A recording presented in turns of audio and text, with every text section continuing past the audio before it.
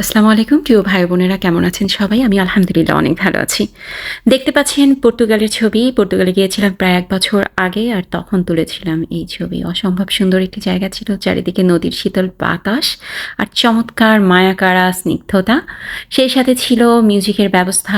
অনেক লোক এখানে আসেন, নিজ উদ্যোগে মিউজিক বাজান এবং এটা ওনাদের একটা ইনকাম সোর্সও বটে। তো সেগুলো শুনতে শুনতেই অপূর্ব সমাহারে হারিয়ে গিয়েছিলাম কিছুক্ষণ।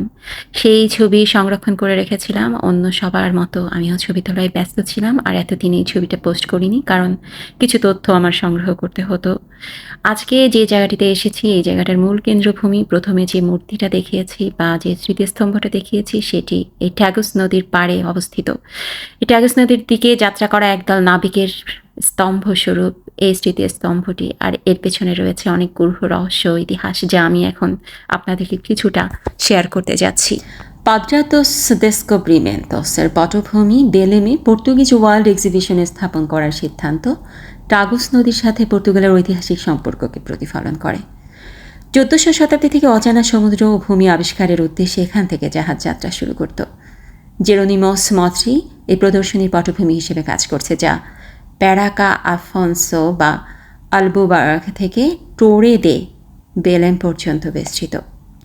স্মৃতিস্তম্ভের মাঝখানে একটি ৯ ধাপের সিঁড়ি রয়েছে, যা একটি প্ল্যাটফর্মে পৌঁছানোর পথ দেখায়। এখান থেকে চারপাশের এলাকাটি পুরোপুরি দেখা যায়। অভ্যন্তরে প্রবেশের জন্য ৫ ধাপের সিঁড়ি, একটি গোলাকার খিলান দিয়ে তৈরি প্রবেশপথ রয়েছে।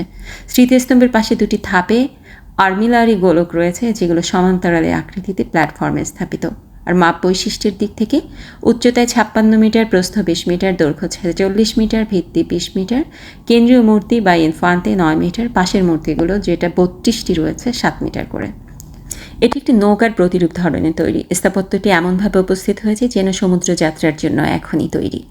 নৌকার সামনের দিকে হেনরি দ্য নেভিগেটর এর স্থপতি নিজে। এর পাশে ২টি ঢালু র্যাম্প রয়েছে, যেগুলো প্রিন্সের প্রতীকী মূর্তির দিকে উঠে গেছে। র্যাম্পের পর্তুগালের সমুদ্র অভিযানের সময়ের গুরুত্বপূর্ণ ৩২ জন ব্যক্তির মূর্তি রয়েছে, যেমন নাবিক, মানচিত্র প্রণেতা, যোদ্ধা, উপনিবেশ স্থাপনকারী, মিশনারি, ইতিহাসবিদ এবং শিল্পী। প্রত্যেকটি মূর্তির সাথে তাদের পরিচয় বোঝানোর জন্য প্রতীকীও রয়েছে।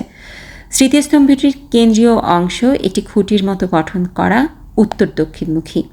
দুই পাশে পর্তুগিজ রাজকীয় প্রতীকসহ ৫টি ছোট ঢাল এবং ১২টি প্রাসাদ, এবং কেন্দ্রে ফ্লুর দে লেস দিয়ে সাজানো রয়েছে।